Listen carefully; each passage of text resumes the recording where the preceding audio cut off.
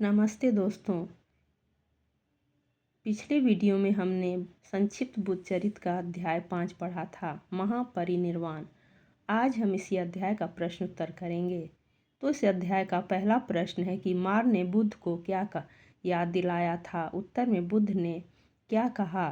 तो मार ने बुद्ध को याद दिलाया कि जब नरंजना नदी के तट पर बुद्ध ने बुद्धत्व प्राप्त किया था तो मार ने कहा था कि आप कृतकृत्य हो गए हैं, आप निर्वाण प्राप्त कीजिए। उस समय आपने कहा था, जब तक मैं पीड़ित और पापियों का उद्धार नहीं कर लेता तब तक मैं अपने निर्वाण की कामना नहीं करूँगा। लेकिन अब तो आप सारे काम कर चुके हैं। तब बुद्ध ने कहा, मैं अपनी प्रतिज्ञा पूरी कर चुका हूँ, तुम चिंता मत करो।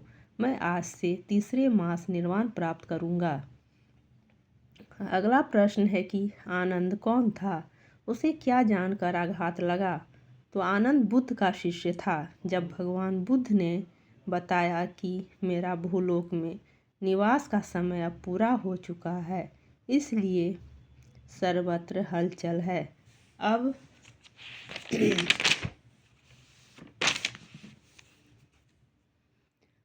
मैं केवल 3 मास और इस पृथ्वी पर रहूँगा, फिर चिरंतन निर्वाण प्राप्त कर लूँगा। यह सुनकर आनंद को बड़ा आघात लगा। अगला प्रश्न है कि तथागत ने परिनिर्वाण से पूर्व मल्लों को क्या समझाया। तो तथागत ने परिनिर्वाण से पूर्व मल्लों को समझाया कि यह समय दुख का नहीं बल्कि आनंद का है। वह सभी दुखों का जड़ अपने शरीर का आज त्याग करने वाले हैं। उन्हें आज अपना दुर्लभ लक्ष्य प्राप्त होने वाला है। तथागत ने कहा कि सिर्फ उनके दर्शन से निर्वाण प्राप्त नहीं किया जा सकता है, बल्कि जो उनके धर्म के मार्ग पर चलेगा वही निर्वाण और मोक्ष को प्राप्त कर सकता है। अगला प्रश्न है कि अपने अंतिम उपदेश में बुद्ध ने अपने शिष्यों से क्या कहा। तो अपने अंतिम उपदेश में बुद्ध ने अपने शिष्यों से कहा, मेरे निर्वाण के बाद आप सबको इस प्रतिमोक्ष के ही अपना आचार, प्रदीप तथा उपदेश मानना चाहिए। आपको उसी का स्वाध्याय करना चाहिए, उसी के अनुसार आचरण करना चाहिए। यह प्रतिमोक्ष शील का सार है, मुक्ति का मूल है, इसी से मोक्ष प्राप्त हो सकता है। अंत में तथागत ने कहा, मैंने गुरु का कर्तव्य निभाया है, आगे तुम लोग साधना करो।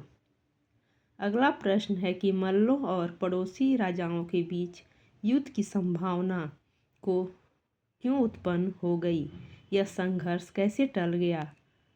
तो मल्लों और पड़ोसी राजाओं के बीच युद्ध की संभावना भगवान बुद्ध की अस्थियों को लेकर उत्पन्न हुई थी। दोनों ही भगवान बुद्ध के उपदेशों को मानते थे और उनकी अस्थियों पर अपना अधिकार चाहते थे। द्रोण नाम के एक ब्राह्मण ने राजाओं और मल्लों दोनों पक्ष से बात की और समझाया कि भगवान बुद्ध शांति के मार्ग पर चलने वाले व्यक्ति थे और इस तरह युद्ध करके हम उनके उपदेशों का पालन नहीं कर रहे हैं, इसलिए हमें शांति से इस समस्या को सुलझाना चाहिए। द्रोण की बात सुनकर दोनों पक्ष के लोगों का क्रोध शांत हो गया।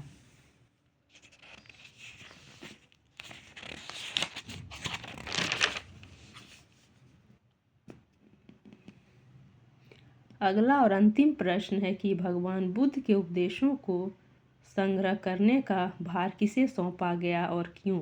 तो भगवान बुद्ध के उपदेशों को संग्रह करने का भार आनंद को दिया गया, जो भगवान बुद्ध का शिष्य था और हमेशा बुद्ध के साथ रहा था। आनंद ने भगवान बुद्ध के सारे धर्मोपदेश सुने थे और सर्वाधिक समय आनंद ने गौतम बुद्ध के साथ बिताया था।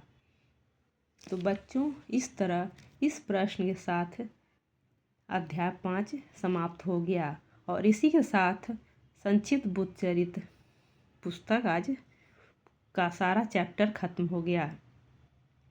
अगर आपने सारे चैप्टर नहीं पढ़ा है तो नीचे डिस्क्रिप्शन में लिंक दिए गए हैं, वहाँ से आप पढ़ सकते हैं। अगर आपको हमारी वीडियो अच्छी लगी हो तो वीडियो को एक लाइक करें और सब्सक्राइब करें और साथ ही अपने दोस्तों को शेयर भी करें और कमेंट बॉक्स में लिखना न भूलें कि आपको ये वीडियो कैसी लगी।